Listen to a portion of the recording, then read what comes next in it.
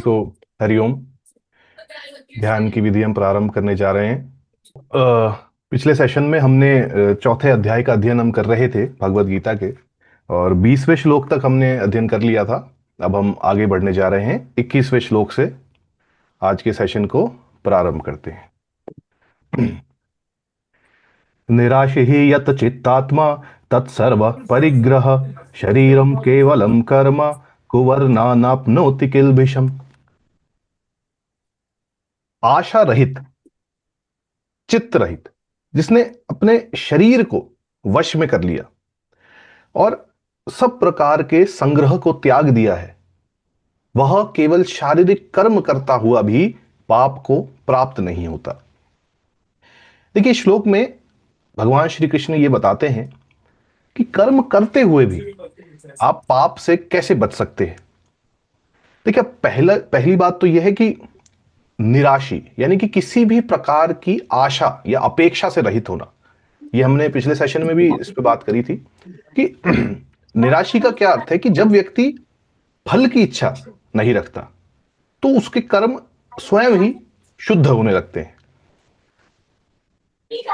या तो चित्तात्मा, देखिए इसका क्या अर्थ है, जिसने अपने मन एवं अपनी इंद्रियों को पूर्ण नियंत्रण में कर लिया है। ऐसा व्यक्ति विषयों की ओर नहीं भागता और ना ही उन्हें भोगता है। वह स्थित प्रज्ञ, उसी अवस्था में वो हमेशा स्थिर रहता है। तत्वक्त सर्व परिग्रह, इसका देखिए अर्थ यह है कि किसी भी वस्तु में मेरा, ये जो स्वयंत्व का भाव होता है कि ये चीज मेरी है ना, ये स्वामित्व का भाव उसके अंदर नहीं होता। किसी भी चीज को, वो किसी भी वस्तु को वो मेरा मानता ही नहीं है। वो ये जानता है कि सब कुछ परमात्मा का ही है। जैसे किसी ऑर्गेनाइजेशन में ट्रस्टी होते हैं ना, तो हम तो जैसे ट्रस्टी हैं केवल। ये जो सब कुछ है, हमारा शरीर, सब कुछ परमात्मा का है। हम तो बस कुछ टाइम के लिए इसको रख रहे हैं अपने पास एक तरह से। तो देखिए, ये केवल आवश्यकता की वस्तुएं रखने वाली बात है। जो ये ज्ञानी है, संग्रह नहीं करता कभी। जो भी चीज एक्चुअली, जिस चीज की आपको जरूरत है, वो ही अपने पास रखें। होर्डिंग जिसको बोला जाता है कि अत्यंत चीजों का आपने संग्रह बना लिया, वैसा नहीं करना। केवल देखिए, शरीर निर्वाह के लिए जो आवश्यक कर्म है वो तो हमें करना ही है। भोजन करना, सोना, काम पे जाना आदि तो करना ही है। इन कर्मों में भी आसक्ति रहित होकर के हमें करना है, क्योंकि इन कर्मों का भी कोई भी, देखिए, जो जीवन व्यापन के लिए जो भी नेसेसरी चीजें हैं कि भाई उनके बिना तो काम चलेगा ही नहीं, उनसे कोई पाप नहीं लगता। लेकिन जब कर्म में अहंकार आ जाए, आसक्ति आ जाए, है ना, स्वार्थ आ जाए, तब पाप बन जाता है वो कर्म, है ना। तो इस चीज का हमें ध्यान रखना है। आगे बढ़ते हैं 22वां श्लोक। या चंद्र लाभ संतुष्ट द्वंद्वातीत विमत्सरः समसिद्धौ असिद्धौ च कृत्वा अपि न निबध्यते। जो अपने आप मिली हुई वस्तुओं से संतुष्ट है, द्वंद्वों से परे है, ईर्ष्या से रहित है, और सफलता और असफलता में वो एक समान है, ऐसा ज्ञानी कर्म करता हुआ भी कर्मों से बंधता नहीं है। देखिए, जो श्लोक है कर्म योगियों के महत्वपूर्ण गुणों का वर्णन कर रहा है। पहला गुण जो है, यह चंद्र लाभ संतुष्ट, जो कुछ भी बिना प्रयास के या बिना संयोग के जो मिला है आपको, जो आपको मिला है एक तरह से, उसी में ही आप संतुष्ट रहें। देखिए, इसका मतलब ये कतई नहीं है कि आलसी हो जाएं या फिर आप प्रयत्न करना छोड़ दें, ये इसका अर्थ नहीं है। इसका अर्थ यह है कि परिणाम पर अपनी खुशी को या अपने आनंद को उस पर निर्भर ना रखें कि अगर इसका जो रिजल्ट आएगा या जो मैं कर्म कर रहा हूं, इसका जो भी रिजल्ट आएगा, उससे मुझे हैप्पीनेस मिलेगी, ये चीज नहीं रखनी। द्वंद्वातीत, देखिए जितने भी द्वंद्व हैं, द्वंद्व क्या है, सुख दुख, सर्दी गर्मी, मान अपमान, ये हमेशा ये पेयर में आते हैं। अगर सुख है तो दुख भी होगा, अगर गर्मी यहां है तो सर्दियां भी आएंगी, अगर आपका मान है तो अपमान भी होगा, क्योंकि ये पेयर्स में आते हैं। कभी भी ऐसा नहीं है कि मैं तो सिर्फ सर्दी रख लेता हूं, गर्मी मुझे पसंद नहीं, ऐसा नहीं है, हमेशा पेयर्स में आएंगे। तो ऐसा व्यक्ति विपरीत परिस्थितियों में भी वो विचलित नहीं होता, समभाव में, हमेशा समभाव में वो स्थित रहता है। विमत्सर यानी कि ईर्ष्या से रहित। देखिए, हम समाज में रहते हैं, हम अपने मित्रों को, पड़ोसियों को, हम उनकी सफलता देखते हैं तो हमारे अंदर ईर्ष्या का भाव जो है वो उत्पन्न होता है कि यार देखो इसने तो इतना कुछ कर लिया, है ना। तो ऐसा व्यक्ति दूसरों की असफलता पे, और जो दोनों ही चीजें, जब कोई दूसरा असफल होता है तो उस पर हम खुश होते हैं कि अरे वाह देखो यार इसके तो, ये दोनों ही चीजें गलत है। दूसरे की सफलता देख के ईर्ष्या नहीं, और दूसरों की असफलता देखकर आपको खुशी महसूस नहीं करनी। हर इंसान का, हर प्राणी का आपको हित जो है वो चाहना है। समसिद्धौ असिद्धौ च, सफलता और असफलता ये दोनों में ही समान रहना, यही देखिए कर्मयोग का सार ही ये है। जब व्यक्ति परिणाम को समान दृष्टि से देखता है तो शांत चित्त, उसका मन जो है बिल्कुल शांत हो जाता है, क्योंकि उसके कर्म उसे बांध ही नहीं रहे। भाई बंधन तो तभी होगा ना जब हम कर्म के फल में अपनी पहचान ढूंढ लेंगे कि इसका जो रिजल्ट आएगा मैं तो उस रिजल्ट से खुद को एसोसिएट करूंगा। नहीं, वो जो कर्म है उस कर्म को आसक्ति रहित होकर के हमें करना है। आगे चलते हैं। 23वां श्लोक। गतसंगस्य मुक्तस्य ज्ञानवानी ज्ञानवस्थित चेतसः यज्ञाय अचरत कर्म संग्रम प्रविलीयते। जिसकी आसक्ति नष्ट हो गई है, जो मुक्त है, जिसका चित्त ज्ञान में स्थित है और जो यज्ञ के लिए कर्म करता है, उसके संपूर्ण कर्म विलीन हो जाते हैं। देखिए ये जो श्लोक है इसमें भगवान श्री कृष्ण ये बताते हैं कि कैसे कर्मों का पूर्ण विलय किस प्रकार करना है। गत संग यानी कि आसक्ति पूर्णता से समाप्त। आसक्ति का देखिए क्या अर्थ है, किसी भी व्यक्ति, वस्तु या किसी कार्य का परिणाम, उससे जब हम अत्यधिक लगाव, बिल्कुल हम एकदम डीप अटैचमेंट महसूस करते हैं, तो जब यह आसक्ति समाप्त होती है ना, तब व्यक्ति वास्तव में पूर्ण स्वतंत्रता जिसको बोलते हैं ना, स्वतंत्र तभी होता है जब उस आसक्ति से वो स्वतंत्र हो। मुक्त, मुक्त का क्या अर्थ है, देखिए भय, क्रोध, मोह ये सब बंधन है। जब आप इनसे मुक्त हो जाएंगे तब मानसिक रूप से आप जो है फ्री महसूस करेंगे। तो कोई भी परिस्थिति, मतलब जैसे देखिए आपका नियंत्रण तो है ही नहीं, तो हम उनसे अटैच होकर के भी जब हमारे नियंत्रण में कुछ है ही नहीं, तो हम जबरदस्ती जो है अपना मेंटल पीस डिस्टर्ब कर रहे हैं उससे अटैच होकर। ज्ञान वस्थित चेतस, अर्थात जिसका मन आत्मज्ञान में स्थित है, कि वो ये जानता है कि ये शरीर तो मैं हूं ही नहीं, मैं तो आत्मा हूं, आत्मा अमर है। तो ये जो ज्ञान है, जब ये ज्ञान आपके अंदर जो है ठोस तरह से आपके अंदर जो विस्थापित हो जाएगा, तो कोई भी कर्म आपको प्रभावित ही नहीं कर सकते। यज्ञाय आचरतः, इसका क्या अर्थ है कि सभी कर्म यज्ञ के रूप में देखना। मतलब क्या है कि परमात्मा को हम अर्पण कर रहे हैं समाज के कल्याण के लिए। इस भाव से जब हम कार्य किया जाता है तो वो कर्म नहीं रहता, वो यज्ञ बन जाता है। यज्ञ के रूप में किया गया कर्म व्यक्ति को बांधता नहीं, वो मुक्त करता है। इसलिए देखिए कहा गया है कि ऐसे व्यक्ति के संपूर्ण कर्म विलीन हो जाते हैं, क्योंकि उसका कोई संचित प्रभाव जो है वो नहीं रहता। तो चलते हैं 24वां श्लोक। ब्रह्म अर्पणम ब्रह्म हवि ब्रह्मण गणो ब्रह्मणाहुतम ब्रह्म एव तेन गंतव्यम ब्रह्म कर्म समाधिना। देखिए अर्पण करने का साधन ब्रह्म है, हवि आहुति जो है वो ब्रह्म है। ब्रह्म ब्रह्म रूप कर्ता के द्वारा ब्रह्म रूप अग्नि में आहुति दी जाती है।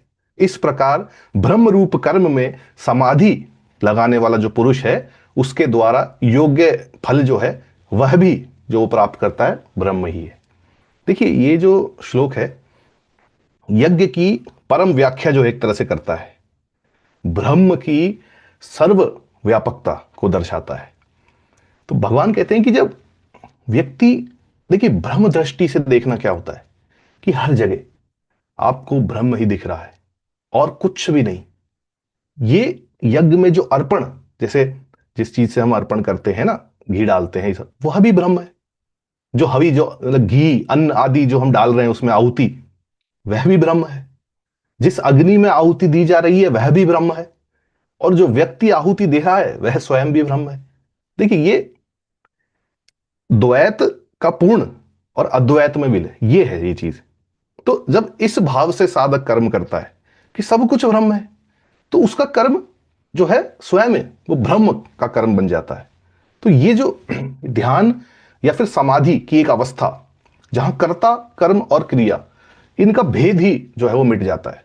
ब्रह्म कर्म समाधि, ऐसी समाधि में जो लीन व्यक्ति है उसको अंत में क्या प्राप्त होगा? ब्रह्म। क्योंकि देखिए, जैसा भाव होता है वैसा ही फल मिलता है। तो जो हर जगह, हर चीज, हर वस्तु में, हर जगह अगर आप परमात्मा का ही अंश मानेंगे, तो आप परमात्मा तत्व में ही आप विलीन होंगे अंत में। तो ये जो श्लोक है, ये हमें यही बता रहा है कि उच्चतम साधना क्या है? साधक और साध्य, कर्ता और कर्म, भगवान और भक्त, इनमें कोई द्वैत, ड्यूअलिटी नहीं है, ये एक ही है। तो जब ये एक हो जाएंगे, वो उच्चतम साधना है। आगे चलते हैं, 25वां श्लोक। दैवम दैवम एव अपरे यज्ञम योगिनः पर्युपासते, ब्रह्मगणो अपरे यज्ञम यज्ञेन एव उपजुह्वति। कुछ योगी देवताओं के लिए यज्ञ करते हैं, अन्य योगी ब्रह्म रूप अग्नि में यज्ञ के द्वारा ही यज्ञ की आहुति देते हैं। देखिए, ये जो श्लोक है, इसमें विभिन्न प्रकार के यज्ञों एवं साधकों का वर्णन आया है। यह बताता है कि साधना के विभिन्न स्तर होते हैं, और सभी, देखिए जितने भी लोग हैं, हर इंसान अपनी समझ से, अपनी योग्यता के अनुसार ही साधना कर सकता है। पहले प्रकार के योगी कौन है? जो देवताओं की पूजा करते हैं। दैवम यज्ञम, अग्नि, इंद्र, वरुण, इस तरह के जो ये देवता हैं, इनको प्रसन्न करने के लिए जो यज्ञ होता है। देखिए, ये भक्ति मार्ग है। भक्ति मार्ग के जो साधक हैं, विशिष्ट देवताओं की उपासना करते हैं। ये देखिए प्रारंभिक स्तर है, मतलब ये पहला स्टेप है, ये जो भक्ति मार्ग है। दूसरे जो योगी हैं, ये थोड़े से अधिक उन्नत है। ब्रह्मणो यज्ञम यज्ञेन उपजुहित, ये जो साधक हैं, ब्रह्म रूप अग्नि में यज्ञ की आहुति देते हैं। देखिए, इसका क्या मतलब है कि अपने कर्मों को, अपने अहंकार को, अपनी इच्छाओं को परमात्मा के चरणों में समर्पित करना। यहां यज्ञ द्वारा यज्ञ की आहुति है ना, इसका क्या मतलब? यज्ञ करने का भाव भी, जो भाव है वह स्वयं भी यज्ञ में हवन कर दिया जाता है। मैं यज्ञ कर रहा हूं, मैं ये यज्ञ कर भी रहा हूं, ये जो भाव है, ये भाव ही स्वयं नष्ट हो गया। तो देखिए, ये जो श्लोक है, ये धर्म की विविधता भी जो है हमें बताता है। हर व्यक्ति की क्षमताएं अलग है, समझ अलग है। परमात्मा, भगवान, ईश्वर, देखिए ये एक पर्सनल चीज जो होती है ना, वो है। एक सर्वव्यापक तो है ही, हम सभी जुड़े हैं, इस टॉपिक पे बात कर रहे हैं, भगवत गीता समझ रहे हैं, लेकिन हर व्यक्ति का एक पर्सनल अटैचमेंट होता है कि मेरे लिए भगवान क्या है। तो हर व्यक्ति की अपनी क्षमता, समझ, उसके अनुसार जो साधना है वो करे। उच्चतम साधना तो देखिए वही है जहां पे डुअलिटी जो है वो समाप्त हो जाए। अद्वैत अद्वैत की प्राप्ति जब होती है, वह उच्चतम साधना का स्तर है। आगे चलते हैं, 26वां श्लोक। श्रोत्रादीनि इंद्रियाणि अन्ये संवेष्णुति जुह्ति, शब्दादीन विषयायेन अन्य इंद्रियेषु इंद्रियाग्नि जुह्वति।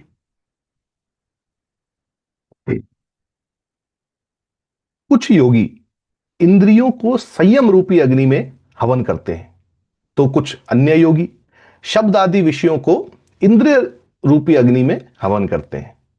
देखिए, ये जो श्लोक है, इसमें श्री कृष्ण दो प्रकार के साधकों का वर्णन कर रहे हैं। पहले प्रकार के साधक कौन है? जो अपनी इंद्रियों को पूर्णतः नियंत्रित करके संयम के मार्ग पर जो चलते हैं, ये जो साधक है ना, देखिए अपने जो हमने बात करी थी इंद्रियों की, है ना, सेंसेस, श्रवण, स्पर्श, दर्शन, इन इंद्रियों को बाहरी विषयों से पूरी तरह से हटाकर संयम रूपी अग्नि में समर्पित कर देते हैं। तो ये जो संयम की अग्नि जो है, देखिए ये इतनी प्रबल है, संयम की अग्नि, विल पावर, इंद्रियों इंद्रियां विषय जो है इसकी ओर जाने की इच्छा ही आपकी खत्म हो जाए। तो ये जो देखिए दूसरे प्रकार के साधक कौन है, ये विषयों का सेवन करते हैं परंतु उन्हें देखिए योग की दृष्टि से नियंत्रित तरीके से वो ग्रहण करते हैं, बैलेंस। देखिए ये जो हमारी इंद्रियां शब्द, स्पर्श, रस, रूप, गंध, इंद्रियों द्वारा ग्रहण करते समय पूर्ण सजगता, है ना, नियंत्रण, इसका इसको रखना आवश्यक है। वे इंद्रियों को अग्नि के समान मानते हैं और विषयों को उसमें आहुति के रूप में समर्पित करते हैं, जिससे कोई आसक्ति या किसी तरह का विकार जो है उत्पन्न ही नहीं होता। तो इस श्लोक में दो मार्ग जो है साधना के, ये हमने जाना, पूर्ण त्याग और भोगों का नियंत्रण, है ना। एक तो पूर्णतः से पूर्ण समर्पण हो गया और एक बैलेंस्ड अप्रोच जिसको बोला जाता है। तो दोनों ही जो भावना, देखिए यज्ञ की भावना तो दोनों में है ही, दोनों ही मार्गों में। आगे चलते हैं, 27वां श्लोक। सर्वाणि इंद्रिय कर्माणि प्रणकर्माणि च अपरे आत्मसंयम योगिनो जुवहिति ज्ञान दीपते। दूसरे कुछ साधक समस्त इंद्रियों की क्रियाओं को और प्राणों की क्रियाओं को ज्ञान से प्रकाशित आत्म संयम योग रूपी अग्नि में जो हवन करते हैं। देखिए जो श्लोक है इसमें भगवान एक उच्च कोटि के साधक जो है उसका जो वर्णन है वो बता रहे हैं। ये जो साधक है अपनी समस्त इंद्रियों की जो क्रियाएं हैं, जो देखना, सुनना, बोलना, चलना आदि, प्राणों की भी जितनी क्रियाएं हैं, श्वास लेना, श्वास छोड़ना, इनको देखिए आत्म संयम योग, इसकी अग्नि में वो समर्पित कर देते हैं। ये आत्म संयम योग की जो अग्नि है ये ज्ञान से प्रकाशित होती है। ज्ञान क्या है? आत्मा और अनात्मा, इसका जो ज्ञान, इसका विवेक, नित्य और अनित्य, इसका बोध, इसके अलावा अपने वास्तविक रूप, है ना, उसका ज्ञान।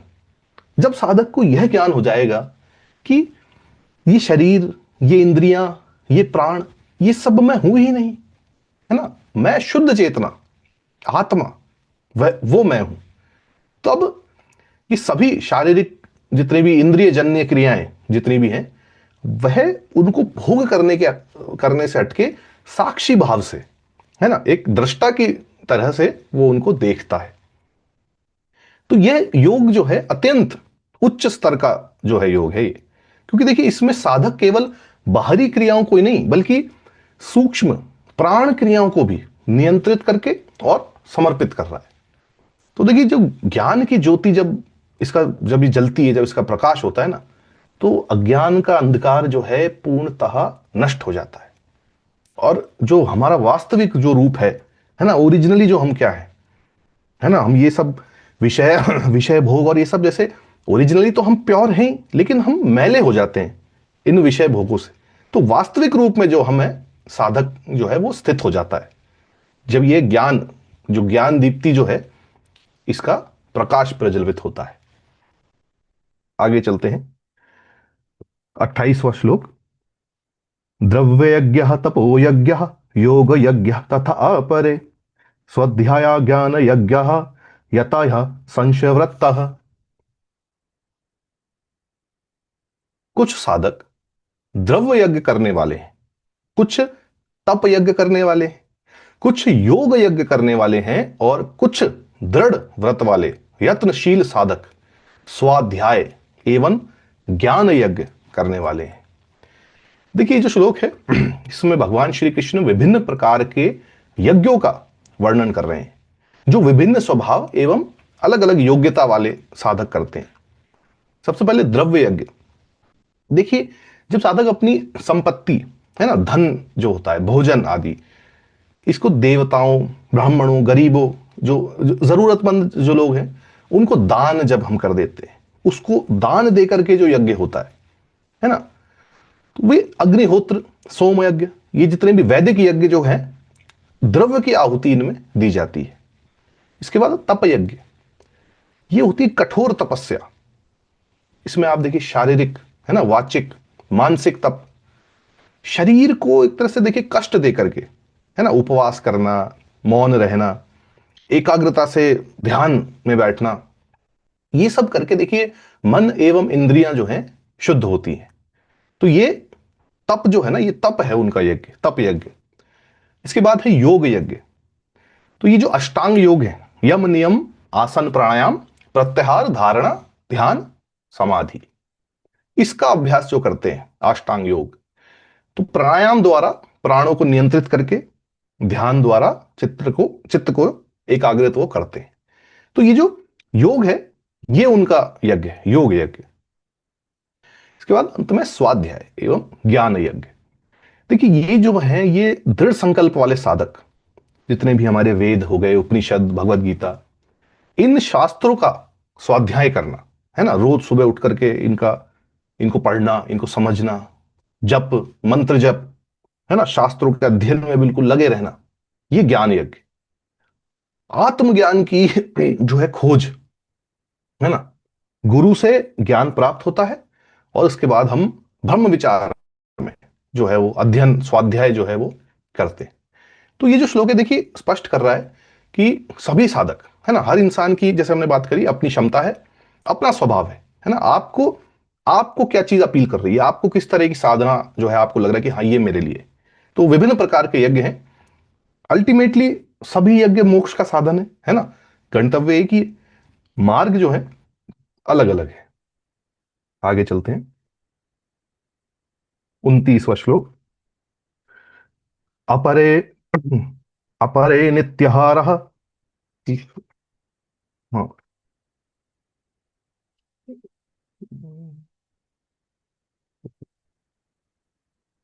हम्म।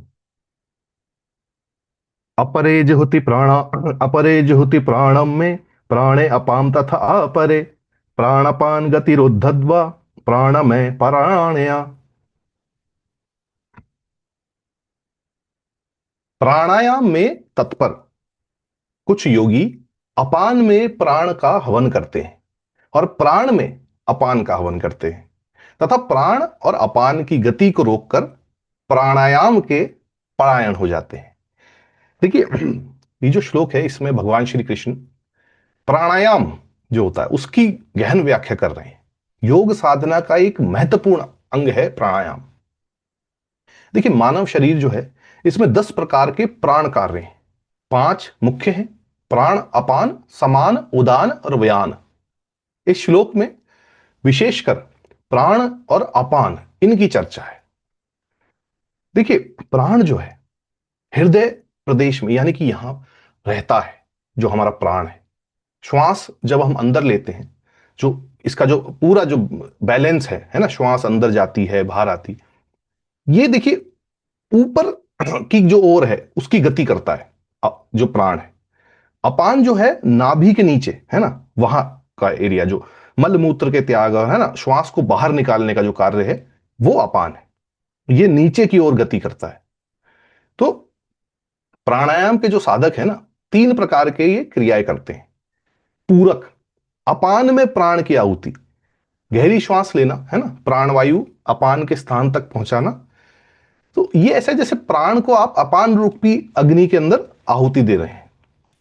इसके बाद रेचक, प्राण में अपान की आहुति, साधक जो है श्वास को बाहर छोड़ता है, अपान वायु प्राण के स्थान तक आ जाती है। ये ऐसा है जैसे अपान को प्राण रूपी अग्नि में आहुति दी जा रही हो। तीसरा है कुंभक। कुंभक जो है एक तरह से जैसे रोकना, है ना, प्राण अपान की गति को हम रोक देते हैं। साधक जो है श्वास को रोक लेता है, इससे प्राण और अपान ये दोनों ही एक स्थान पर मिल जाते हैं, तो इससे गति जो है वो रुक जाती है। तो ये अत्यंत जो है उच्च अवस्था है। इसमें साधक की जो चेतना है वो पूरी पूर्णता जो है अंतर्मुखी हो जाती है। देखिए ये जो प्राणायाम है, इस साधना से योगी जो है इतना जो है निष्ठ हो जाते हैं कि उनकी चेतना सूक्ष्म शरीर के प्राण प्रवाह को बिल्कुल नियंत्रित कर लेती है। मन तो देखिए शांत होता ही होता है, विकार नष्ट हो जाते हैं, है ना। आत्म साक्षात्कार को जो मार्ग है उसकी तरफ हम और अच्छी तरह से बढ़ते हैं। तो प्राणायाम का जो है अभ्यास विशेषता से हमें डेली सुबह करना चाहिए। आगे चलते हैं, श्लोक 30। अपरे अपरे नियताहार प्राणानान प्रणेषु जुहति सर्वे अपि इत यज्ञविद यज्ञक्षपि कल्बशः। दूसरे नियमित आहार करने वाले साधक प्राणों को प्राणों में हवन करते हैं। ये सभी यज्ञ के तत्व को जानने वाले हैं और यज्ञ के द्वारा पापों का नाश करने वाले हैं। देखिए जो श्लोक है इसमें भगवान एक और प्रकार के जो साधक हैं उनका वर्णन कर रहे हैं। नियमित आहार, इसके माध्यम से प्राणों का यज्ञ करना। नियत आहार, देखिए साधक अपने भोजन को नियंत्रित रखते हैं, ना अधिक खाना ना तो कम खाना, सात्विक भोजन करना, है ना, शुद्ध पवित्र सुपाच्य। अहम बात यह है कि जो हम खा रहे हैं वो उससे हमारे शरीर को हानि हो रही है या फिर आराम महसूस हो रहा है। समय पर भोजन करना, है ना, भोजन को एक प्रसाद मानकर ग्रहण करना। आगे गीता के 6 अध्याय में इसका वर्णन जो है पूरा अच्छे से हम करेंगे। मेन चीजें देखिए, प्राणों को प्राणों में हवन। साधक जो है नियमित, है ना, संयमित भोजन करता है जब, तो भोजन से प्राप्त जो ऊर्जा है वो प्राण शक्ति में परिवर्तित होती है। ये जो प्राण शक्ति है शरीर के जो हमारे विभिन्न अंग है इनको बाद में बल प्रदान करती है। तो इस प्रकार भोजन रूपी प्राण का जो हवन है शरीर में मुख्य प्राणों में होता है। जब हम जैसे फास्टिंग करते हैं, उपवास करते हैं, तो बाहरी प्राण, इसकी आहुति आंतरिक प्राणों में होती है जिससे शरीर एवं मन की शुद्धि होती है। यज्ञविद, सभी प्रकार के यज्ञ जो हैं इसमें वास्तविक तत्व को जानने वाले जो लोग हैं ये जानते हैं कि यज्ञ का अर्थ देखिए बाहरी अनुष्ठान नहीं, आत्मसमर्पण, है ना, निस्वार्थ कर्म, प्रत्येक कर्म को यज्ञ भाव से करना। यज्ञ क्षिपित कल मशा, यज्ञ के प्रभाव से इन सभी साधकों के पाप नष्ट हो जाते हैं। देखिए आप कोई सा भी यज्ञ करें, द्रव्य यज्ञ, तप यज्ञ, योग यज्ञ, प्राणायाम, सभी प्रकार के जितने भी यज्ञ हैं अल्टीमेटली पापों का विनाश करते हैं। यज्ञ की अग्नि में सभी जितने भी विकार हैं ये सब भस्म हो जाते हैं। देखिए यज्ञ कितने भी प्रकार के हो सकते हैं, हमने जाना है, उद्देश्य एक ही है, आत्मशुद्धि, मोक्ष की प्राप्ति। 31वां श्लोक। यज्ञशिष्टामृत भुजः यन्ति ब्रह्म सनातनम न अव्यलोकः अस्ति अज्ञ कृत अन्य कृत्सम। हे कुरुश्रेष्ठ अर्जुन, यज्ञ से बचे हुए अमृत को भोगने वाले साधक सनातन ब्रह्म को प्राप्त होते हैं। यज्ञ ना करने वाले के लिए ये मनुष्य लोक भी सुखदायक नहीं है, तो फिर परलोक तो कैसे हो सकता है। देखिए जो श्लोक है इसमें भगवान श्री कृष्ण यज्ञ के महत्व को अत्यंत स्पष्ट शब्दों में समझा रहे हैं। यज्ञ श्रेष्ठामृत, यज्ञ के बाद जो कुछ भी बचता है वह अमृत के समान है। देखिए जब हम किसी भी तरह का यज्ञ करते हैं, अग्निहोत्र, तप, दान, आत्मसमर्पण, इसके बाद जो फल प्राप्त होता है वो अत्यंत पवित्र, अत्यंत शुभ होता है। यज्ञ शेष अमृत के समान है, क्योंकि देखिए ये अमरता की ओर हमको लेके जाता है। भोजन देखिए हम अपने घरों में खुद ग्रहण करने से पहले भगवान को अर्पित करते हैं, है ना। ये यज्ञ भाव से देखिए हम भोजन बनाते हैं और फिर भगवान को अर्पित करके भगवान का भोग लगा के प्रसाद के रूप में हम इसको ग्रहण करते हैं, तब वो अमृत तुल्य बन जाता है ना। मन की और शरीर की शुद्धि होती है इससे। ब्रह्म सनातनम, यज्ञ शेष जो है अमृत, जो यज्ञ शेष अमृत जो है इसका भोग करने वाले साधक सनातन ब्रह्म को प्राप्त होते हैं। नित्य, अविनाशी, शाश्वत जो परमात्मा है। यज्ञ करने से साधक के सभी पाप जो है वो नष्ट हो जाते हैं, चित्त जो है वो शुद्ध हो जाता है और वह आत्म साक्षात्कार के योग्य हो जाता है। अंततः वह ब्रह्मा में विलीन हो जाता है और ब्रह्म की प्राप्ति करता है। और देखिए, जो व्यक्ति यज्ञ नहीं करता उसके लिए तो ये मनुष्य लोक सुखदायक ही नहीं है, है ना। कोई देखिए, यज्ञ का मतलब कोई वैदिक अनुष्ठान थोड़ी है। सभी प्रकार के जो daily day to day activities हम करते हैं, है ना, डेली लाइफ हम जीते हैं, उसमें उसको निस्वार्थ भाव से करना, है ना, समर्पण भाव से करना। तो जो व्यक्ति स्वार्थी है, अपने लिए ही जीता है ना, कभी दूसरों के लिए तो कुछ करता ही नहीं, वह व्यक्ति इस लोक में कभी सुख जो है वो नहीं प्राप्त कर सकता। क्योंकि देखिए, जब आप स्वार्थ से कोई काम करते हैं ना, तो हमेशा आप देखेंगे कि चिंता, तनाव, असंतोष आएगा ही आएगा। जब भी हम अपने निहित स्वार्थ के लिए जब भी हम कुछ करेंगे, इससे कभी शांति हमें नहीं प्राप्त होगी। तो यदि इस लोक में ही सुख नहीं है, श्री कृष्ण कहते हैं, तो परलोक में तो कैसे सुख मिलेगा। परलोक में तो आपको अपने पापों का फल जो है उल्टा भोगना पड़ेगा। तो देखिए, इस श्लोक से हमें यही शिक्षा मिलती है कि जीवन को यज्ञ में बनाना है, यज्ञ भाव से, निस्वार्थ भाव से हमको अपना जीवन जो है उसका व्यापन करना है। आगे चलते हैं, श्लोक 32। एवं बहुविधा यज्ञा विहिता ब्रह्मण्य मुखे कर्म जान विद्धि तान सर्वान एवं ज्ञात्वा विमोक्षसे। इस प्रकार अनेक प्रकार के यज्ञ ब्रह्म के मुख में विस्तार से कहे गए हैं। उन सब को तुम कर्म से उत्पन्न जानो, ऐसा जानकर तुम मुक्त हो जाओगे। देखिए, ये जो श्लोक है, इसमें भगवान श्री कृष्ण ने अब तक जितने भी प्रकार के यज्ञों का सार जो है वो बताया है। बहुविधा यज्ञ, भगवान ने अब तक अनेक प्रकार के यज्ञों का वर्णन दिया।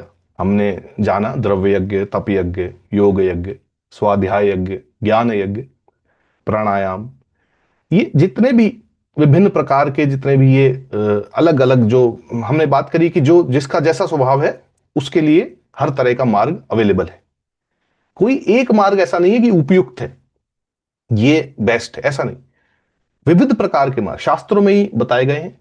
तो हर इंसान की जो अपनी योग्यता है, उसके हिसाब से वह उस मार्ग को अपने लिए जो बेस्ट मार्ग है उसको चूज करे। ब्रह्मण्यो मुखे विदिता, ये सभी यज्ञ वेदों में विस्तार से बताए गए हैं। ब्रह्मणो मुखे, देखिए इसका अर्थ है वेद के मुख में या वेदवाणी में, वेद परम प्रमाण है और उनमें सभी प्रकार के, अल्टीमेटली सब कुछ वेदों से ही आया है ना। वेदों को ब्रह्म का मुख जो है वो कहा गया है, परमात्मा की वाणी है। वेद जो है स्वयं परमात्मा से आए हैं। तो भगवान कहते हैं कि इन सभी यज्ञों को तुम कर्म से उत्पन्न जानो। तो ये जितने इसका मतलब क्या है कि सभी यज्ञ जो है शरीर, मन, इंद्रियां, इनसे करे जाने वाले कर्म है। चाहे जो भी आप करो, जिस भी प्रकार का यज्ञ करो, सब कुछ जो है वो अल्टीमेटली कर्म के दायरे में ही आएगा। तो ये जो समझना, देखिए हमें अल्टीमेटली बात क्या समझनी है कि यज्ञ जो है वो आत्मा से नहीं होता, प्रकृति के गुणों से हो रहा है। आत्मा केवल साक्षी है।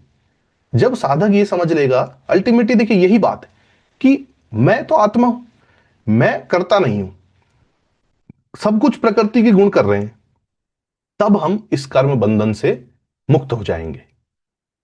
तो एवं ज्ञात्वा विमोक्षसे, इस प्रकार यज्ञों के वास्तविक रूप को जानकर तुम मुक्त हो जाओगे। अल्टीमेटली देखिए हमें क्या समझना है, यज्ञ अनेक प्रकार के हैं, सभी यज्ञ कर्म से उत्पन्न है। आत्मा यानी कि हम जो आत्मा है, हम करता नहीं है ना। और यज्ञ जो है ये पाप नाशक एवं मोक्षदायक है। तब जब हम ये सब जान लेंगे तो हम कर्म बंधन से मुक्त हो जाएंगे। और देखिए, ये ज्ञान जो है ना, ये सबसे पहले इस ज्ञान को हमें अपने अंदर डालना पड़ेगा। जब ये ज्ञान हमारे अंदर आएगा तभी हम मुक्ति के मार्ग पर बढ़ पाएंगे। आगे चलते हैं, श्लोक 33। श्रेयान द्रव्यमयाता यज्ञात ज्ञान यज्ञ परंतप सर्वम कर्म अखिलम पार्थ ज्ञाने परिसाम्प्ययेत। हे परंतप अर्जुन, द्रव्यमय यज्ञ से ज्ञान यज्ञ श्रेष्ठ है, क्योंकि हे पार्थ, संपूर्ण कर्म ज्ञान में समाप्त हो जाते हैं। देखिए, अत्यंत महत्वपूर्ण श्लोक है। भगवान श्री कृष्ण सभी यज्ञों में ज्ञान यज्ञ को श्रेष्ठ बता रहे हैं। देखिए, द्रव्य में जो यज्ञ है, इसमें अल्टीमेटली क्या हो रहा है? बाहरी चीजें है ना, धन, अन्न, घी, समिधा, ये सब बाहरी चीजें है ना, इनसे ही तो हवन होता है। तो ये यज्ञ जो है, ये पुण्य देता है, मन को शुद्ध करता है, परंतु जो फल है वो सीमित है ना। इनसे स्वर्ग या जो भौतिक सुख है वो तो मिल जाएगा, मोक्ष नहीं मिले। तो जब ज्ञान यज्ञ में साधक जो है आत्मज्ञान की खोज करता है, गुरु के पास जाता है, शास्त्रों का अध्ययन करता है ना, श्रवण मनन, तो जब प्रश्न हम खुद से पूछते हैं ना, प्रश्नों से सब कुछ शुरू होता है। ज्ञान यज्ञ जो है सबसे पहले प्रश्नों से शुरू होता है। हु एम आई, मैं हूं कौन, ये संसार क्या है, ये ब्रह्म क्या है। ये देखिए, ये जब प्रश्न नेचुरली हमारे अंदर उत्पन्न होते हैं ना, तब हम इन प्रश्नों का उत्तर खोजने लगते हैं। तो जब उसे, यही आत्मज्ञान है, यही अल्टीमेटली बंधनों से मुक्त हमें कराएगा। तो सबसे पहले तो देखिए, ये प्रश्नों का उत्पन्न होना कि हु एम आई, ये सब जब हम प्रश्न पूछेंगे, क्योंकि देखिए अल्टीमेटली क्या है, जो द्रव्य यज्ञ है उनका जो फल है वो समाप्त होने वाला है ना। स्वर्ग का सुख भोगने के बाद फिर अल्टीमेटली जन्म लेना पड़ेगा। ज्ञान यज्ञ जो है यही है जिसका फल शाश्वत है। एक बार आपने आत्मज्ञान हो गया है ना, साक्षात्कार हो गया, फिर जन्म नहीं होता दोबारा, पुनर्जन्म से आप उसके चक्र से मुक्त हो जाते हैं। भगवान देखिए आगे कहते हैं कि संपूर्ण कर्म ज्ञान में समाप्त हो जाते हैं। तो इससे हम क्या समझ सकते हैं कि देखिए, सभी कर्मों का उद्देश्य ज्ञान है। कोई सा भी हम यज्ञ करें, अंतिम लक्ष्य तो ज्ञान की प्राप्ति है ना। हम चित्त को शुद्ध करें, इंद्रियों को वश में करें, है ना, मन को स्थिर करें, अल्टीमेटली तो ये ज्ञान प्राप्त करने के लिए ही है ना। फाइनल डेस्टिनेशन जो है तो वो तो वही है। ज्ञान से कर्मों का नाश होता है। तो जब आत्मज्ञान हमें हो जाता है, तो जितने भी क्रियामण कर्म जितने भी हमारे, वह नष्ट हो जाते हैं। हम ये समझते हैं कि मैं करता नहीं हूं, मैं तो वो शुद्ध चेतना हूं, मैं तो आत्मा हूं। इस ज्ञान से कर्म बंधन नष्ट हो जाते हैं। और देखिए, जब साधक जो है ज्ञान की पराकाष्ठा पर पहुंच जाता है ना, तो उसके लिए करने योग्य कोई कर्म ही नहीं रहता, वो अकर्ता हो जाता है। उसके शरीर से कर्म तो हो रहे हैं, पर स्वयं को वो कर्ता नहीं मानता। तो ये जो श्लोक है, हमें इसमें हमने जाना कि सभी प्रकार के यज्ञ अच्छे हैं, सभी का अल्टीमेटली जो डेस्टिनेशन है वो तो वही है, एक ही है, मुक्ति। परंतु ज्ञान यज्ञ ये सर्वश्रेष्ठ है। इसलिए देखिए, साधक को हमेशा हमें ज्ञान की प्राप्ति के लिए हमेशा प्रयत्नशील रहना है। आगे चलते हैं, 34वां श्लोक। तत्विद्धि प्रणिपातेन परिप्रश्नेन सेवया उपदेशस्य यन्ति ते ज्ञानिनः तत्वदर्शिनः। इस ज्ञान को तुम प्रणिपात यानी कि दंडवत प्रणाम, प्रश्न पूछने और सेवा करने से जानो। तत्वदर्शी ज्ञानी पुरुष तुम्हें उस ज्ञान को, उस ज्ञान का उपदेश जो है वो तुम्हें अवश्य देंगे। देखिए, भगवान ने पिछले श्लोक में ज्ञान की महिमा बताई। अब इसके बाद अब हम, प्रश्न तो देखिए उठता ही है, तो ज्ञान तो ठीक है, लेकिन ये ज्ञान प्राप्त कैसे हो, है ना, ये मिले कैसे? तो भगवान ने उसका भी जवाब दिया है। प्रणिपातेन, सबसे पहले साधक को देखिए, अल्टीमेटली कोई भी चीज चाहिए तो हमें कहां मिलेगी?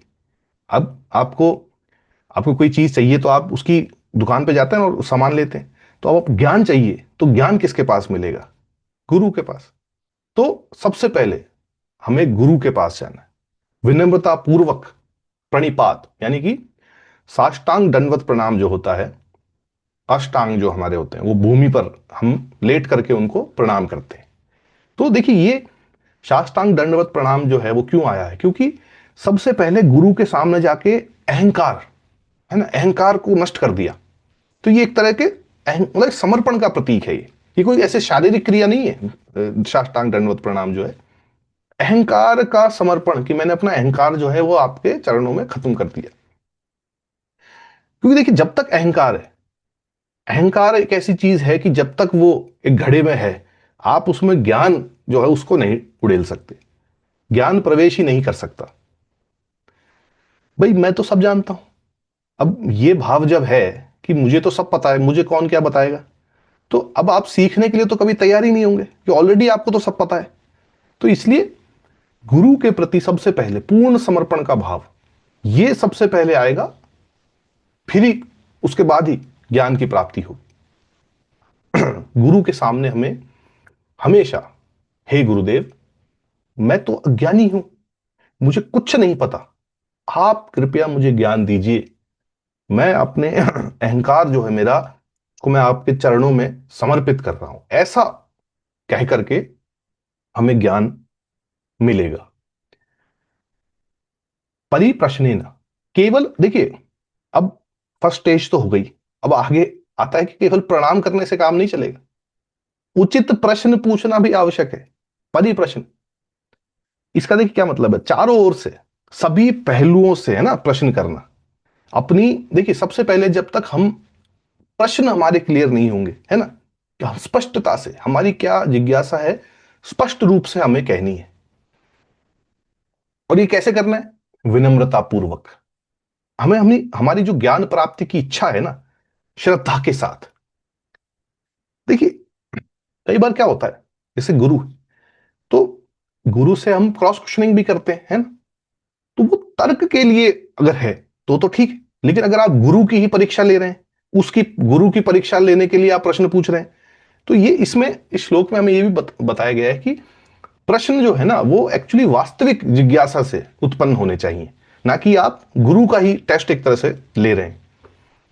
इसके बाद देखिए तीसरी सबसे महत्वपूर्ण बात आती है कि गुरु की सेवा, है ना, तन मन धन से गुरु के लिए कार्य करना, गुरु के आश्रम में रहना, है ना, उनकी गुरु की आवश्यकताओं का ध्यान रखना, उनके कार्यों में, है ना, उनकी उनकी सहायता करना, ये जब ये भाव हमें गुरु के प्रति रखना है। क्योंकि देखिए सेवा से क्या होता है, सेवा से अहंकार खत्म होता है, मन शुद्ध होता है, गुरु के प्रति हमारी श्रद्धा जो है वो बढ़ती है। प्राचीन काल में तो देखिए ऐसा ही तो होता था, गुरुकुल जो प्रणाली थी, शिष्य देखिए कितने वर्षों तक गुरु के साथ ही रहते थे, उनकी सेवा करते थे, तब जाकर के गुरु उनको ज्ञान देते थे। श्वेत केतु, नचिकेता, है ना, इन सब का देखिए एग्जाम्पल, गुरु सेवा के द्वारा ही तो ज्ञान इनको मिला। आगे देखिए तत्वदर्शिन ज्ञानी ना, भगवान कहते हैं कि तत्व को जानने वाला ज्ञानी, ऐसा पुरुष जो है वही तुम्हें ज्ञान दे सकता है। तत्वदर्शी यानी कि तत्व का प्रकाश। भाई गुरु ने पहले खुद तो साक्षात्कार किया हो, है ना, पुस्तकीय ज्ञान वाले लोग नहीं, भाई किताबें पढ़ ली, है ना, स्वयं आत्म साक्षात्कार को प्राप्त जो है, जिन्होंने ब्रह्म को जाना है, जिन्होंने स्वयं जो है अनुभव किया है, ज्ञानी ना, यानी कि जो आत्मज्ञान को प्राप्त करने के बाद जो निरंतर उसमें स्थित है, उसी ज्ञान में स्थित है ना, ऐसा ही जो गुरु है वह शिष्य को मार्ग दिखा सकता है। भाई ऑब्वियस सी बात है ना, देखिए जो स्वयं अंधकार में भटक रहा है वो कैसे सामने वाले को प्रकाश दिखा सकता है। तो इसका यही है कि जब देखिए शिष्य में प्रणिपात यानी कि प्रति प्रश्न की सेवा, है ना, तब गुरु उससे प्रसन्न होकर उपदेश देते हैं। गुरु के जो मुख से निकला हुआ ज्ञान है वह शिष्य के हृदय में प्रवेश करता है, और हृदय में प्रवेश करने के बाद अंदर का जो अज्ञान है, अंधकार है, उसको वह नष्ट कर देता है। तो अल्टीमेटली बहुत अच्छी तरह से एक गुरु शिष्य परंपरा को पूरा एक्सप्लेन जो है श्लोक में किया गया है। केवल देखिए पुस्तकों के अध्ययन से और इससे नहीं हमें ज्ञान मिलेगा, हमें एक्चुअली गुरु की कृपा से, गुरु की सेवा से ही हमें ज्ञान की प्राप्ति होती है। आगे चलते हैं। 35वां श्लोक। यज्ञ ज्ञात्वा न पुनः मोह एवं यस्सी पांडव ये न भूतानि अशेष द्रव्य द्रक्षसी आत्मनि अथो मयि। हे पांडव, जिस ज्ञान को जानकर तुम इस प्रकार मोह को प्राप्त नहीं होगे, और जिस ज्ञान से तुम संपूर्ण भूतों को अपनी आत्मा में और उसके बाद मुझ परमात्मा में देखोगे।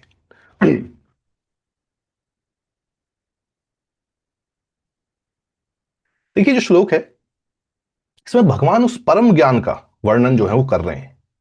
इसे प्राप्त करने के बाद साधक सदा के लिए मोह से मुक्त हो जाता है। ना पुनः मोह एवं यस्यसि।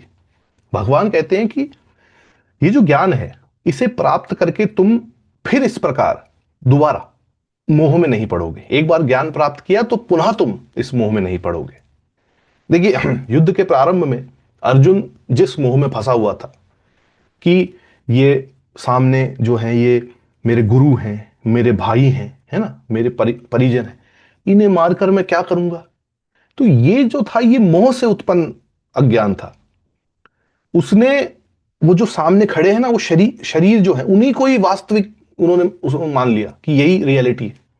तो लेकिन जब आत्मज्ञान होगा, जब साधक ये समझ जाएगा कि मैं शरीर हूं ही नहीं, मैं तो अविनाशी आत्मा हूं, ना मैं मरता हूं ना कोई दूसरा मरता है, तो ये ज्ञान जो है सभी मोह को, जितने भी सब, उसको जड़ से खत्म कर देता है। फिर कभी दोबारा ये भ्रम होता ही नहीं, ये मेरा है और वो मेरा, ऐसा ये खत्म हो जाता है पूर्णतः। ये न भूतानि आशेषा दृश्यसी आत्मनि ही। इस ज्ञान से तुम संपूर्ण भूतों को अपनी आत्मा में देखोगे। देखिए, ये अल्टीमेटली अद्वैत जो दर्शन है उसकी बात यहां पर हो रही है कि ज्ञानी पुरुष संसार को देखता है तो उसे सब जगह हर तरफ उसको एक ही आत्मा का, हर जो जितने भी हैं सभी उसी आत्मा का अंश है, ये उसको दिखता है। सभी प्राणियों में एक ही है ना सुप्रीम कॉन्शियसनेस जिसको बोलते हैं, सभी में वह एक ही चैतन्य है। शरीर अलग अलग है ना भाई, सबके शरीर अलग है, लेकिन जो आत्मा है वह सब में एक ही है। जैसे एक ही सूर्य जो है अनेक पात्रों में मतलब प्रतिबिंबित होता है, वैसे ही एक आत्मा, एक ही आत्मा है, वो सभी शरीरों में व्याप्त है। मनुष्य, पशु, पक्षी, जितने भी वृक्ष, सभी में एक ही आत्मा है। तो जब यह जो अनुभव है वह हमें होता है तो इसके बाद तो द्वेष का काम ही नहीं। हम भाई घृणा किससे करेंगे? शत्रु कौन है, मित्र कौन है, जब सभी तो एक ही आत्मा के विभिन्न रूप हैं। तो उसके बाद तुम उन्हें मुझ परमात्मा में देखोगे, अथो मयि। ये देखिए उच्च अनुभूति है। पहले साधक सभी भूतों में, सभी प्राणियों में आत्मा को देखता है, ये जीवात्मा का ज्ञान है। और फिर वह जीवात्मा एवं परमात्मा इनकी एकता, इसको अनुभव करना, ये ब्रह्म ज्ञान है। वो ये अनुभव करता है कि सभी जीवात्माएं अल्टीमेटली परमात्मा का ही अंश हैं। सभी भूत जितने भी प्राणी हैं सब परमात्मा में ही स्थित हैं। सब कुछ, हर हर चीज में परमात्मा का तत्व है। मैं, तुम, जितने सब जितने लोग हैं, हर चीज में वो यही अनुभव करता है कि सब परमात्मा का तत्व है। सर्व खलविदम ब्रह्म, है ना, ये सब कुछ ब्रह्म है। इसकी अनुभूति जो है, देखिए यही अल्टीमेटली साक्षात्कार है। ये जब ज्ञान हो जाता है, पूर्ण मुक्ति का मार्ग है ये। कहीं भी किसी से भी उसको पृथकता जो है वो दिखती ही नहीं है। समदर्शी, यही जो है, दिस इज, ये डेफिनेशन ऑफ मोक्ष है, यही मोक्ष है, यही परम शांति है। आगे चलते हैं। 36वां श्लोक। अपि चेत असि पापेभ्य सर्वेभ्य पापकृत्तमः सर्वं ज्ञान प्लयेव च व्रजीनम संतरश्यसि। यदि तुम सब पापियों से भी अधिक पापी हो तो भी तुम ज्ञान रूपी नौका से संपूर्ण पाप सागर को भली भांति तर जाओगे। देखिए, इस श्लोक में भगवान श्री कृष्ण ज्ञान की असीम शक्ति का वर्णन जो है वो कर रहे हैं। अत्यंत आशाप्रद उत्साहवर्धक जो है वो श्लोक है। भगवान कहते हैं कि तुम सबसे बड़े पापी हो, सबसे मतलब पापियों में भी तुम सबसे बड़े पापी हो, तो भी निराश मत हो। हर साधक भाई, हर इंसान के लिए आशा ये देता है। भाई मनुष्य, हम यूजुअली ऐसा सोचते हैं कि भाई मैंने तो इतने पाप किए हैं, मतलब मैंने तो इतने गलत काम किए हैं, मैं आज इतनी आगे आ गया हूं जीवन में, हम ऐसा सोचते हैं कि यार अब तो इतना कुछ हो गया, कुछ बीत गया, अब कैसे होगा, है ना। ये तो पहले सोचता मैं। ये इसका श्री कृष्ण जवाब दे रहे हैं कि हर स्टेप पे आप कितना ही आपको लगे, इट्स नेवर टू लेट, है ना वो वाली बात, मेरा उद्धार संभव है। ये बात श्री कृष्ण कह रहे हैं। कितने भी आपने पाप किए हो, कितने भी बुरे कर्म किए हो, ज्ञान, देखिए ज्ञान की शक्ति जो है ना वो इतनी महान है कि सभी पापों को वो नष्ट कर देती है। इसलिए देखिए, कोई भी व्यक्ति ज्ञान से वंचित है ही नहीं। ज्ञान को नौका बेसिकली कहा गया है कि देखिए, नौका व्यक्ति को नदी, है ना, नदी समुद्र हम जब पार करते हैं तो क्या होता है, एक किनारे से दूसरे किनारे पे से हम जाते हैं। तो ये जो ज्ञान रूपी नौका है ना, ज्ञान की नौका है, और एक किनारे से दूसरे किनारे जाना है, और ये बीच में जो है ये क्या है, ये है संसार रूपी सागर। तो हम इस एंड पे खड़े हैं, और दूसरे एंड पे जो है वहां पे आत्म साक्षात्कार है ना, परम सत्य है। और यहां से यहां पे जाएं कैसे, बीच में ये संसार रूपी सागर है। तो इसको जो कितने देखिए सुंदर तरीके से बताया कि ज्ञान रूपी नौका से हम इस संसार सागर को पार कर सकते हैं। बहुत गहरा, देखिए पाप का जो सागर है ना बहुत गहरा है। इसमें अज्ञान की लहरें हैं, इसमें मोह के भंवर हैं, इसमें तूफान आते हैं वासनाओं के। इसे तो देखिए तैर करके आप कैसे पार करेंगे, तैर करके पार करना तो असंभव है। लेकिन जब आप ज्ञान रूपी नौका में आप सवार हो जाते हैं तो हम इसे सहजता से पार कर सकते हैं, है ना। ये जो देखिए ये ऐसी नौका है, ऐसी नाव है, ये ज्ञान की नाव, इसे कितने ही बड़े बड़े तूफान आ जाएं इसको नहीं डुबा सकते। अत्यंत विशाल है ये, इसमें असंख्य यात्री आ सकते हैं। इसकी कोई ऐसी कैपेसिटी नहीं है कि इतने ही आएंगे, कितने भी आ सकते हैं। और इसमें जो बैठ गया, क्योंकि ये तो कभी डूबने वाली नहीं, तो अत्यंत सुरक्षित है। इसमें जो बैठ गया वो ना कभी डूबेगा। तो संपूर्ण पाप सागर से भली भांति तुम तर जाओगे। ये जितना भी पाप देखिए, दुख कष्ट, इसको हम पार कर जाएंगे। देखिए ज्ञान कैसे, हम ये समझिए कि ज्ञान नष्ट कैसे करता है। जन्मों कितने जन्म हो गए हमारे, है ना, जन्मों जन्मों से संचित पाप जो है, जब हम उसे ज्ञान की अग्नि में हम डालते हैं तो वह नष्ट हो जाता है। जो वर्तमान में हम कर्म कर रहे हैं वो, जब हम स्वयं को कर्ता मानेंगे नहीं तो हम उसे बंधेंगे ही नहीं। तो फ्यूचर के लिए पाप वो जो है इकट्ठा ही नहीं हुआ। तो प्रारब्ध के ही जो कर्म थे वो शेष बचे। तो शरीर के माध्यम से जो हम भोग करते हैं तो वो आत्मा को प्रभावित नहीं करते, है ना। तो ये देखिए महर्षि वाल्मीकि की भी कहानी थी। पहले वो कैसे थे, ज्ञान, बाद में ज्ञान प्राप्त किया तो महान ऋषि बन गए। तो ऐसे ही देखिए यही ज्ञान की जो शक्ति है वह अत्यंत ही प्रभावपूर्ण है ना। तो इसमें इस श्लोक में हर जो पापी है उसको उसको एक आशा दी गई है कि भाई तुम उठो, है ना, तुम ज्ञान प्राप्त करो। जितना ये जो पाप का जो मार्ग है, इसमें कितने भी हम आगे आ गए हों, हमेशा, है ना, देयर इज ऑलवेज होप, जिसको कहते हैं, हमेशा हमारे लिए उम्मीद है। आगे चलते हैं, 37वां श्लोक। यथा एधांस समृद्ध अग्नि भस्मात् कुरुते अर्जुन, ज्ञान अग्नि सर्व कर्माणि भस्मात् कुरुते तथा।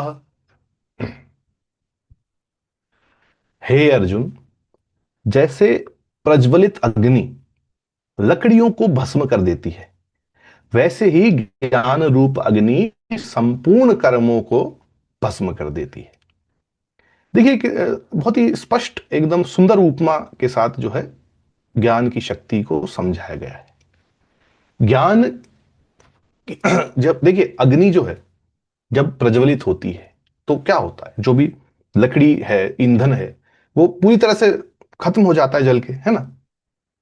कैसी भी लकड़ी हो, है ना, सबको अग्नि तो कभी भेदभाव थोड़ी करती है। जो आग है, अगर आप देखें, आग जो है वो कभी ही भेदभाव नहीं करती। जो भी आग की चपेट में जो भी चीज आ गई, सब कुछ समान रूप से भस्म होगा उसमें।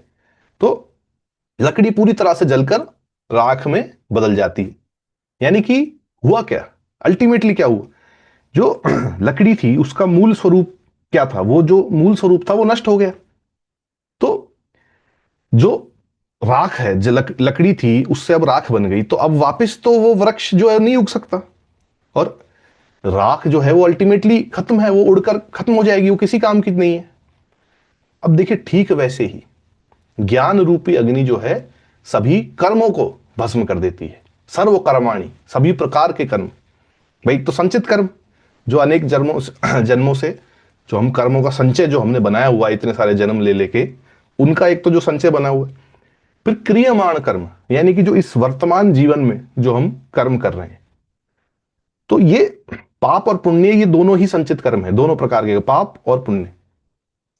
तो ज्ञान अग्नि जो है इसको भस्म कर देगी। और वो कैसे करेगी, आत्मज्ञान से। जब आत्मज्ञान हमें होगा, हम ये अनुभव करेंगे कि मैं करता नहीं हूं, मैं केवल साक्षी हूं। शरीर से कर्म हो रहे हैं तो मैं तो शरीर हूं ही नहीं, मैं तो आत्मा हूं, मैं तो अकर्ता हूं। भाई जो कुछ हो रहा है प्रकृति के गुणों से हो रहा है। तो ये जब ज्ञान हो जाएगा तो सभी कर्मों से बंधन जो है समाप्त हो जाएगा। संचित कर्म जो है वो भस्म हो जाएंगे। तो देखिए अल्टीमेटली हुआ क्या कि क्रियमान जो हम कर रहे हैं वर्तमान के कर्म, वो तो बंधन बने नहीं, प्रारब्ध के कर्म बचे, वो शरीर के माध्यम से हम भोग रहे हैं। तो अग्नि और ज्ञान, तो ये जो चीजों को एक कंपैरिजन जो बताया गया है, उसमें देखिए अग्नि अंधकार को दूर करती है, ज्ञान अज्ञान को दूर करता है। अग्नि जो है पवित्र करती है, शुद्ध करती है, ज्ञान भी मन को शुद्ध करता है। और तीव्रता देखिए अग्नि कितनी तीव्र है, वैसे ही ज्ञान की जो अग्नि है वह भी अति तीव्र है। तो इसलिए देखिए जो श्लोक है ये यही हमें प्रेरित, यही बता रहा है कि ज्ञान की जो अग्नि है हमारे अंदर, वो हमें प्रज्वलित करनी है। वास्तविक ज्ञान, आत्मज्ञान, जो हमारे सभी कर्म बंधन जो हैं उन्हें नष्ट करेगा। और देखिए जितनी तीव्र ये होगी ना ज्ञान की अग्नि, उतनी ही तीव्रता से हमारे कर्म बंधन जो हैं वो नष्ट हो जाएंगे। आगे चलते हैं। श्लोक 38। नहीं ज्ञाने सदृशम पवित्रम हि इह विद्यते तत्स्वयं योग संसिद्धम कालेन आत्मनि विन्दति। निश्चय ही इस संसार में ज्ञान के समान पवित्र करने वाला और कुछ भी नहीं है। उस ज्ञान को योग में सिद्ध पुरुष उचित काल में स्वयं अपने आप में पा लेता है। देखिए जो श्लोक है इसमें भगवान श्री कृष्ण ज्ञान की महिमा, है ना, इसका चरम शिखर जो है वो बता रहे हैं। अत्यंत ही निर्णात्मक, है ना, और स्पष्ट जो है वो ये है, इस संसार में ज्ञान के समान पवित्र करने वाला और कोई साधन ही नहीं है। दृढ़ निश्चय जब होता है ना, भगवान पूर्ण विश्वास से ये कह रहे हैं कि कोई चीज दूसरी, मतलब हम ये सोचे ना अल्टरनेट कोई रास्ता, हम ये सोचते हैं कि यार ये तो बड़ा डिफिकल्ट, कोई और रास्ता हो, है ही नहीं। ज्ञान से बढ़कर कोई और, है ना, इससे ऊपर कुछ है ही नहीं जो इससे ऊपर हमें पवित्र करे। देखिए पवित्र करने वाली वस्तुएं क्या है, जैसे हम गंगा जल को पवित्र मानते हैं, है ना, तीर्थ यात्रा हम करते हैं, यज्ञ करते हैं, हवन करते हैं, दान पुण्य, उपवास करते हैं, है ना। तो ये पवित्र करती हैं, ये जितनी भी साधनाएं हैं पवित्र करते हैं हमको। लेकिन देखिए वो कैसी पवित्रता है, वो सीमित रहती है ना वो पवित्रता। ऐसा तो है नहीं वो एक बार उससे हम कोई ऐसा पवित्र हमने काम किया तो वो कंटिन्यूसली चलता रहेगा, है ना। ऐसा तो है नहीं। गंगा में हम अपने पाप धोने के लिए डुबकी लगाते हैं, तो ऐसा कहते हैं कि हम जब गंगा के अंदर जाते हैं तो हमारे पाप जो हैं वो हमसे निकल करके वो घाट पर जो पेड़ है उस पर बैठ जाते हैं। तो हम गंगा में जब हम रहते हैं तब हम पापों से मुक्त होते हैं। लेकिन जब हम स्नान करके बाहर आते हैं तो वो पाप वापस से हमारे ऊपर आ जाते हैं। तो देखिए, ये हमें, ये जो जितना भी पवित्र हम उनसे होते हैं तो ये क्षण भंगुर है ना, इससे अज्ञान नहीं मिटता, इससे जो पाप है वो नष्ट नहीं होते। तो मूलतः क्या है, अल्टीमेटली देखिए, अज्ञान, जो ज्ञान है वो ज्ञान ही इन सभी अशुद्धियों को नष्ट कर सकता है ना, सभी पापों को जड़ से जो है वो उखाड़ सकता है। और अल्टीमेटली ये करता क्या है, देखिए होता क्या है कि जो अगर एक बार ज्ञान हो गया तो पुनः पाप करने की तो संभावना समाप्त हो गई है ना, तो दोबारा तो आप पाप करेंगे नहीं। तो एक शाश्वत है ना, लॉन्ग लास्टिंग जिसको बोलते हैं, अल्टीमेट पवित्रता जो है वो ये हमें प्रदान करता है, ये कभी नष्ट नहीं होती है ना। जितने भी हमने बातें करी तो अस्थाई पवित्रता है, लेकिन जो ज्ञान की पवित्रता है वो ऐसी है कि इस ज्ञान को योग में सिद्ध पुरुष उचित काल में स्वयं अपने आप प्राप्त कर लेगा। ये आगे श्री कृष्ण कहते हैं, तत् स्वयं योग समसिद्धि। जो व्यक्ति योग की साधना में सिद्ध हो गया है ना, कर्म योग, भक्ति योग, ध्यान योग, जो भी मार्ग है, वो साधक अपनी साधना में पूर्ण समर्पित है, नियमित वो अभ्यास करता है, गुरु के निर्देशानुसार वो चलता है ना। तो वो देखिए, ज्ञान कभी भी एकदम से नहीं मिल सकता है ना, ये कोई ऐसा चीज नहीं है कि जाके बाजार से कोई सामान ले लिया। ये बहुत ही ठीक है, धैर्य चाहिए है ना। जैसे फल होता है, हम बीज बोते हैं आम का, है ना, तो हम, हमारा कंट्रोल तो है नहीं कि वो कब आम उस पेड़ पे उगेगा, फल को पकने में समय लगता है, वो हमारे हाथ में नहीं है। वैसे ही देखिए, ज्ञान का जो फल है उसको भी पकने में समय लगता है। और ये ऐसा है कि हर साधक के लिए ये समय अलग अलग है। भाई किसी को जल्दी मिल जाता है, किसी को अधिक समय लगता है, क्योंकि बहुत सारी चीजें ना, पूर्व पूर्व जन्म के संस्कार, वर्तमान में आपके क्या प्रयास है, गुरु की कृपा आप पर कितनी है। लेकिन देखिए, अल्टीमेटली जो बात है वो निश्चित है कि अगर आप सच्चे साधक हैं पूर्ण निष्ठा से, तो आपको कभी निराश नहीं होना चाहिए। क्योंकि अगर कोई चीज है जो आज नहीं मिल रही, भाई आप तो मेहनत कर ही रहे हैं, आज नहीं तो कल मिलेगी है ना, इस जन्म में नहीं तो अगले जन्म में मिलेगी। लेकिन देखिए, प्रयास कभी व्यर्थ नहीं जाता। मेन बात यह, आत्मनि विंदति, ज्ञान बाहर से नहीं आता, भीतर से प्रकट होता है। आत्म स्वयं ज्ञान स्वरूप है। लेकिन देखिए है क्या, हुआ क्या है, अल्टीमेटली देखिए, कोई चीज बाहर थोड़ी ढूंढनी है तो सब अंदर ही, लेकिन ढका हुआ है। तो साधना के द्वारा जब ये आवरण हट जाएगा तो आत्मा का जो मतलब स्वयं ही ये चीज देखिए स्वयं ही प्रकाशित होती है। जैसे बादल जब हटते हैं तो सूर्य, हम देखते हैं सूर्य चमक रहा है ना, हम देखते हैं धूप आ गई, धूप तो आई थोड़ी, धूप धूप तो हमेशा से वही है, सूर्य तो वही है, वो बस ढक गया था बादलों से। तो वैसे ही देखिए, कोई चीज अगर बाहरी हो है ना, बाहर जाके लानी है तो हम ले आए, लेकिन अब जो चीज अंदर है तो वो तो जब स्वयं ही जब अंधकार हटेगा तो वो पुनः अपने आप ही आएगी। तो एक स्वाभाविक प्रक्रिया जो है वो ये है कि हमें क्या करना है, हमें योग में सिद्ध रहना है। ज्ञान देखिए अपने आप स्वतः ही एक दिन प्रकट होगा। कोई ऐसा नहीं है कि कोई विशेष प्रयास करना है, जैसे लोग शारीरिक व्यायाम करते हैं तो अधिक, मतलब मैं 10 पुशअप मारूं है ना, 15 पुशअप्स मारूं तो उससे हो जाएगा, ऐसा नहीं। ये तो देखिए हमें स्थित रहना है इस साधना में, इसमें हमें धैर्य रखना है और आशावादी होकर इसमें डटे रहना है, क्योंकि ये ज्ञान समय लेगा। योग में सिद्ध साधक जो है निश्चित रूप से ज्ञान प्राप्त करेगा ही करेगा, लेकिन बस उसको समय लगेगा, ये बात। आगे चलते हैं श्लोक 39। तो अभिनव जी, श्रद्धावान, अभी जी 4-5 श्लोक रहते होंगे आई थिंक सो, यहाँ पे इसको छोड़ के आप ध्यान करा दीजिए please, you don't mind. Actually 3 श्लोक रह गए अब, क्योंकि ओके ठीक है, then you can do it. ठीक है, कर हाँ तो लीजिए। मैं, हाँ मैं इसको कंप्लीट कर लेता हूँ एक बार, है क्योंकि ठीक हो है ही ठीक है। जाएगा बस ये, मैं शॉर्ट में इसको कंप्लीट कर देता हूँ फटाफट। श्रद्धावान लभते ज्ञानम तत्परम संयतेन्द्रिय, ज्ञानम लब्ध्वा पराम शांतिम अचरि अधिगच्छति। श्रद्धावान, साधन परायण और जीतेंद्रिय पुरुष ज्ञान को प्राप्त करता है, और ज्ञान प्राप्त करके वह शीघ्र ही परम शांति को प्राप्त हो जाता है। देखिए इस श्लोक में भगवान श्री कृष्ण ज्ञान प्राप्ति के लिए 3 गुणों का वर्णन जो है वो बता रहे हैं। पहला, श्रद्धावान। श्रद्धा क्या है? गुरु, शास्त्र, साधना, इनमें दृढ़ विश्वास, है ना। गुरु में श्रद्धा, शास्त्रों में श्रद्धा, साधना में श्रद्धा, है ना। श्रद्धा के बिना तो साधना हो ही नहीं सकती, तो इसलिए श्रद्धा रखनी है हमको, है ना। दूसरा गुण है तत्परता, साधना में पूर्ण समर्पण, ज्ञान प्राप्ति में लगे रहना, है ना, उसमें बिल्कुल तल्लीन रहना। तो ऐसा जो साधक है वो साधना को, देखिए जो आपकी साधना है वो सबसे ऊपर आती है, सर्वोच्च प्राथमिकता जो है वो साधना को ही दी जाएगी। नियमित निरंतर अभ्यास करना, है ना।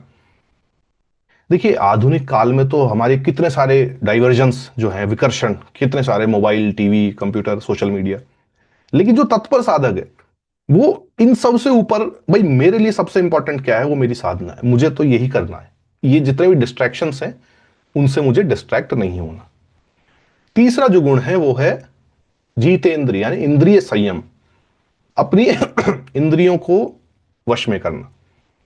देखिए इंद्रियां विषयों में दौड़ती हैं, ये तो जैसे ये तो भगेंगी, है ना, अलग अलग विषयों से संयोग करेंगी।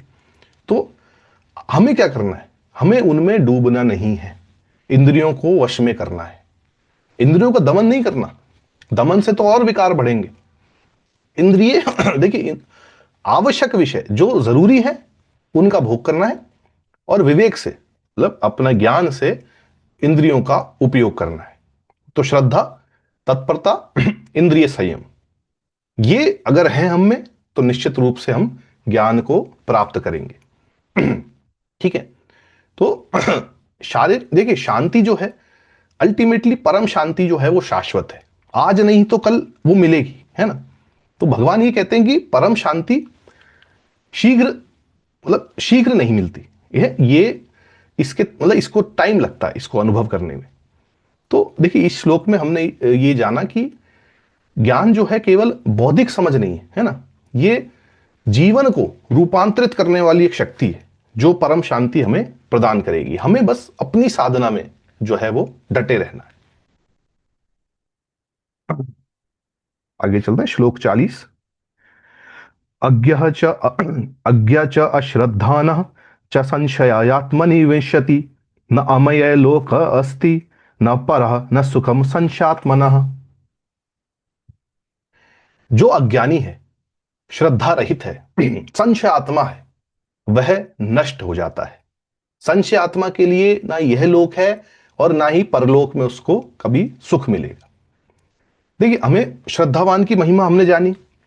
इस श्लोक में देखिए श्रद्धाहीन व्यक्ति, उसकी उसके बारे में श्री कृष्ण बता रहे हैं कि अज्ञानी जो है ना, अज्ञानी व्यक्ति, धर्म, अध्यात्म, आत्मा, परमात्मा, इसका कोई इससे मतलब ही नहीं इन सब बातों से, है ना। पूरी तरह से भौतिक जीवन में खाने पीने, धन कमाने, विषय भोग, इसी में ही रुचि है।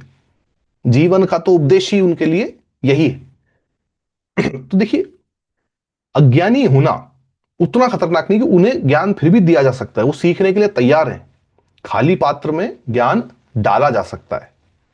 जो श्रद्धा रहित है, जिन्हें जो भाई शास्त्र जिन्होंने पढ़ लिए, गुरुओं से मिल लिए, लेकिन विश्वास नहीं है। अल्टीमेटली देखिए बेस क्या है? Base is belief. बिलीफ जो है पूर्णता विश्वास, है ना। श्रद्धा की कमी,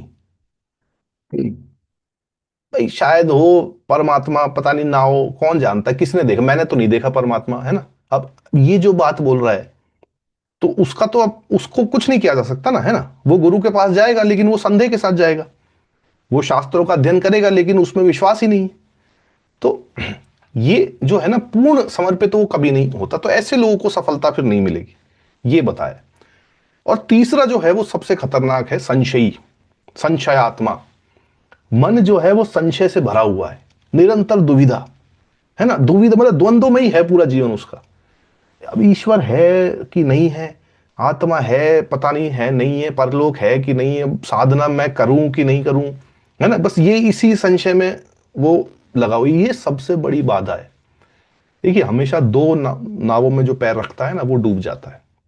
तो वैसे ही संशय जो है ना वो कहीं नहीं पहुंचाएगा आपको। भाई आप तो कंफ्यूजन में ही घूमते रहे ना, आप कहीं पहुंच तो पाएंगे ही नहीं। तो भगवान ये कहते हैं कि ऐसा जो संशय व्यक्ति है वो पुनः नष्ट हो जाता है, आध्यात्मिक प्रगति जो है वह रुक जाती है, मन जो है हमेशा अशांत आपका रहेगा, जीवन का बेसिक भाई एमलेस लाइफ है ना, जीवन का कोई लक्ष्य ही नहीं है, कहीं कहां पहुंचोगे जब कोई एम ही नहीं है। तो इसलिए जो इस तरह के लोग हैं संशय आत्मा, तो इनके लिए ना तो यहां सुख है ना परलोक में सुख है, कहीं पे भी सुख नहीं है, ये कृष्ण बता रहे हैं। संशय जो है कभी भी हमें शांति नहीं देगा, है ना। कभी साधना तो बहुत दूर की बात है, जो हम डिसाइड ही नहीं कर पा रहे, बीच में हम फंसे हुए हैं, है ना हम ज्ञान को अर्जित कर रहे हैं, ना हम है ना साधना कर रहे हैं। तो इसलिए किसी भी स्थिति में कहीं पर भी सुख मिलेगा ही नहीं।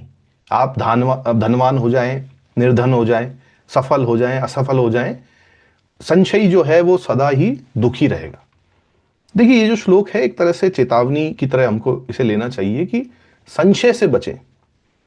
अगर संदेह है तो आप उसका समाधान खोजिए, भाई गुरुओं से पूछिए, आप शास्त्र पढ़िए, आप अपना विचार कीजिए, है ना, लेकिन संशय में मत रहिए।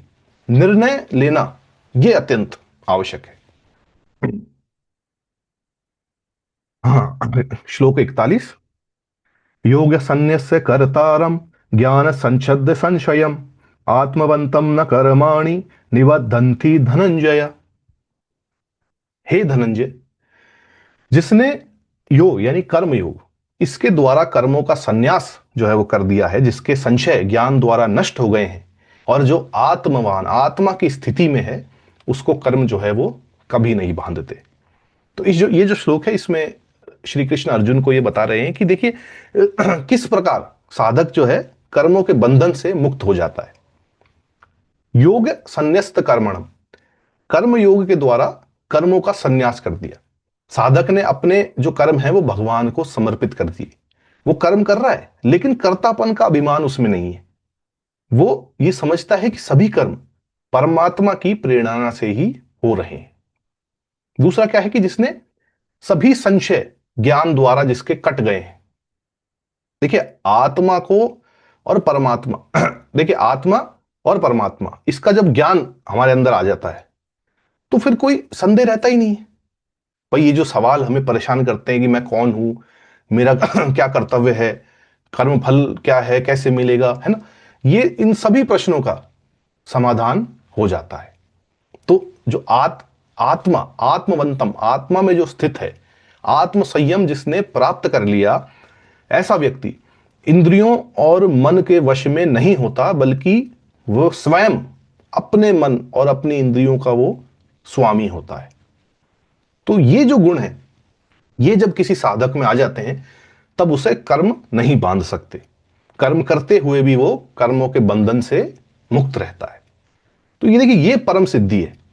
कर्म तो होते हैं परंतु उनका फल साधक को बंधन में नहीं डालता, क्योंकि वह कर्म की जो फल की आसक्ति है उससे वह मुक्त हो गया है। तो देखिए ये जो श्लोक है साधकों को प्रोत्साहित करता है कि ज्ञान और योग के माध्यम से अपने संशय को दूर करें, आत्म संयम प्राप्त करें, तभी हम कर्म करते हुए भी मुक्त जो है रह सकते हैं। आगे चलते हैं, आखिरी श्लोक चौथे अध्याय का। तस्मात् अज्ञान संभूतम हित्सयम ज्ञान सिना आत्मना चित्व एनम संशयनम योगम अतिष्ठ उत्तिष्ठ भारत। इसलिए हे भारत, अपने हृदय में स्थित इस अज्ञान से उत्पन्न संशय को ज्ञान रूपी तलवार से काटकर कर्म योग में स्थित होकर युद्ध के लिए खड़े हो जाओ। देखिए ये चौथे अध्याय का अंतिम और अत्यंत महत्वपूर्ण श्लोक है। भगवान श्री कृष्ण अर्जुन को अंतिम और एक निश्चयात्मक, है ना, एक स्ट्रेट फॉरवर्ड आदेश दे रहे हैं कि अज्ञान से उत्पन्न हुए अर्जुन के मन में जो संशय है, भाई अज्ञान से ही तो उत्पन्न हुआ है ना। उसे ऐसा लग रहा है अभी भी कि मैं ही करता हूं, ये मेरे लोग हैं, ये ऐसे इनको मारने से, युद्ध करने से तो मुझे पाप लगेगा। तो ये अज्ञान जनित जितने भी विचार हैं ये सब हत संयम हत स्थम यानी कि हृदय में स्थित ये संशय जो है अर्जुन के हृदय में गहराई से बैठा हुआ है। ये कोई देखिए अंदर जो बिलीफ होता है ना, वो बाहरी बातों से दूर नहीं होता। इसलिए भगवान कह रहे हैं कि अंदर से ही काटना पड़ेगा इसे। अब अंदर की चीज को कैसे काटेंगे? बाहर की चीज तो हम, जैसे कोई चीज काटनी है तो चक्कू से काट सकते हैं, अंदर की कैसे कटे? वो आत्मज्ञान रूपी तलवार से। ज्ञान को यहां पर तलवार की जो है उपमा दी गई है। तलवार जो है देखिए किसी भी चीज को काट सकती है, क्योंकि वो महाभारत का युद्ध का टाइम है, तो उसी तरह के प्रासंगिक एग्जाम्पल जो दिए गए हैं कि आत्मज्ञान सभी प्रकार के संशयों और अज्ञान को काट डालता है। यह तलवार जो है साधक अपनी जो स्वयं आत्मज्ञान से डेवलप करता है।